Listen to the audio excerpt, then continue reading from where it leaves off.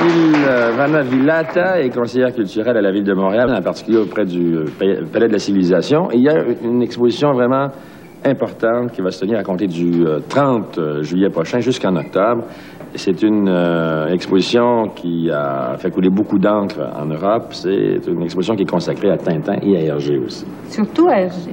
Surtout Hergé. Le père de Tintin. Le père, qui a souvent été éclipsé par son personnage et dont on n'a pas beaucoup parlé. Et en ces dernières années, on a trouvé qu'il était temps de lui rendre hommage. Alors, cette exposition, l'univers d'Hergé, a été présentée, bien sûr, en Belgique. Et la dernière fois, donc avant de venir à Montréal, à Beaubourg, à Paris. C'est une exposition de prestige. On sait que les albums de Tintin ont été vendus, je pense, à 60 millions d'exemplaires. Et traduit en plusieurs langues. En plusieurs langues, bien sûr. Et donc, cette exposition rend hommage au créateur de Tintin et on découvrira toutes les facettes de cet homme qui est absolument merveilleux, d'une grande philosophie humaine et d'une grande bonté aussi, et sa relation avec le monde extérieur et ses sources d'inspiration aussi. Alors, c'était aussi Hergé, l'un des grands créateurs de la bande dessinée. Il faut dire que grâce à lui, beaucoup de dessinateurs aussi se sont lancés, en particulier chez Casterman en Belgique. On a ici, bon, l'album classique, on a Le Temple du Soleil.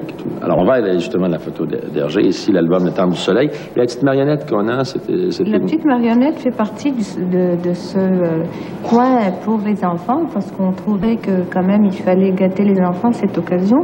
Donc, pour eux, on a demandé à Mme Micheline Legendre, qui est notre grande marionnettiste québécoise, de participer à cette exposition, de collaborer à la mise en place de cette exposition. Et elle nous a prêté une vingtaine de marionnettes qui se rapportent justement au Temple du Soleil. Alors, ça va très bien parce qu'elle était de bonne humeur, avec beaucoup de soleil. Donc, on se rappelle aussi de l'importance de Tintin. Je ne sais pas si vous vous souvenez de l'émission Tous pour un, il y a quelques années, où on avait consacré toute une émission, c'est-à-dire un volet de l'émission à Tintin. C'est un jeune homme qui avait gagné 5 000 $ à l'époque aussi.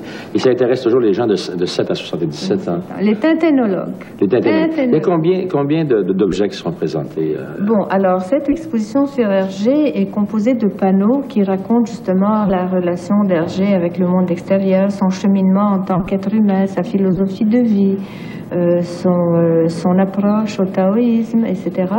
Et du côté enfant, bon, il y a cette vingtaine de marionnettes, il y a des vidéos où on verra les films de Tintin, dont Le Temple du Soleil. Et des films d'animation et des films qui ont été faits avec personnages... non, seulement bande dessinée et un coin de lecture où on trouvera tous les Tintins. Il y a des personnages qu'on préfère, je ne sais pas lequel tu préfères justement la littérature, les personnages d'Hergé. Je trouve que Tournesol est extrêmement même sympathique. Chose aussi. Tournesol, c'est une espèce de professeur un peu fou. Un peu fou, un peu dingue, un peu toujours étourdi, distrait. J'aimais bien la Castafiore aussi. Qui était, puis, bien sûr, Dupont qui ressemble à certains de nos caméramans. Et c'était des personnages, vraiment, je ne sais pas de qui s'inspirait pour les personnages. Oui, alors là, on découvrira tout ça en visitant l'exposition Hergé. Par exemple, on viendra savoir que pour Tintin au Tibet et le Lotus Bleu, il avait un ami très cher qui était chinois, qui s'appelait Chang, et qui l'a beaucoup inspiré pour ses bandes dessinées, et aussi qui l'a initié au taoïsme. Et donc, Chang, et pour d'autres, il connaissait très bien un moine, le père Gol, qui était d'origine sioux. Donc, il s'est inspiré de personnages qu'il a connus dans la vie. Aussi. Il y a des albums aussi. Il y a un album noir et blanc, je pense qu'il a fait. Et il y a un album qu'il n'a jamais publié. Je me demande si ça n'avait pas rapport avec l'URSS ou je ne sais pas. Oui, exactement. Alors tout ça, on pourrait le découvrir à travers cette exposition didactique dès les premières années d'Hergé comme illustrateur au petit 20e. Une exposition très importante, une exposition originale qui était, comme vous le disiez, à Paris et à Bruxelles. Et une exposition qui va coûter combien pour les gens qui pourront s'y rendre? Alors écoutez, il faut que je parle de l'affiche parce que ça quand même, bon, alors l'affiche a été conçue par un artiste ici, oui, et c'est assez génial parce qu'il a fait une surimpression du visage de Tintin sur un portrait photographique d'Hergé. Et c'est un artiste d'ici, Gérard Dansereau, dont on est très fiers d'ailleurs de cette collaboration. Alors pour revenir à votre question, nous avons 6 expositions au Palais de la Civilisation, l'ancien pavillon de France cette année. 6, pas une.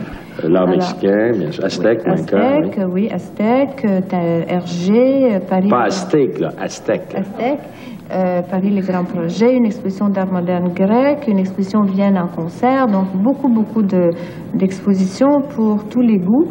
Alors, pour visiter les 6 expositions, le prix d'entrée pour adultes est 6,50 $.